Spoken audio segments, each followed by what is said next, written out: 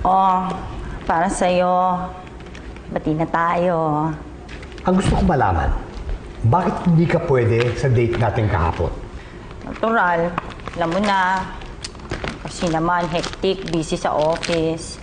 Dahil naghahabol kami. May bago kasing pa-incentive si Sir Pipito. Wala ka na bang ibang gustong pag-usapan kung hindi ang trabaho mo? Parating trabaho, trabaho, trabaho! Ay, di ba tinatanong mo ko? Hinasagot ko lang. Okay, please don't speak with your mouth full because parang wala kang manners, no? Aba, kung ayaw mo ko magsalita, huwag mo ako kausapin.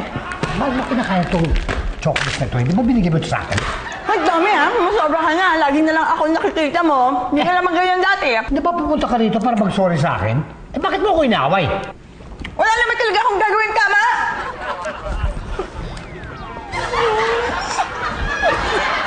Bakla! Oh, ano? Kain na tayo. Tara. Kaya namin kayo dito dinala kasi alam namin na paborito mo tong restaurant na ito, hindi ba, Mara? Ay, opo ma'am. Dito po talaga kami nag-date ni Tommy. Except the last time, hindi ka dumating. Ininjad mo ako. Balik-balikan ba yan? Parang sirang DVD lang, paulit-ulit? Baka sirang plaka yun ni DVD. Yun yung tamang kasabihin eh. You can't even get anything right. Oo, yung kasing DVD pag nasira, tumatalon.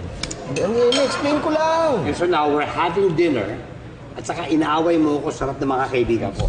Thank you. Oo na. Thank you. Oo na. Wala na akong ginawang tama. Lahat na sabihin ko mali. Lahat ng gawin ko mali. Ikaw na lang ang tama palagi. You know, if you feel that way, at saka inaaway mo ako parati, di wag muna tayo magkita. Ano gusto mo mangyari? You know, cool off muna tayo. Cool off. Oo. Okay. Payag ka.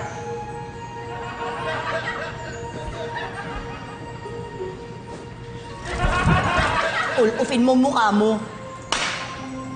Ma'am, sir, excuse po. Malamig? Cool off eh. Dapat malamig.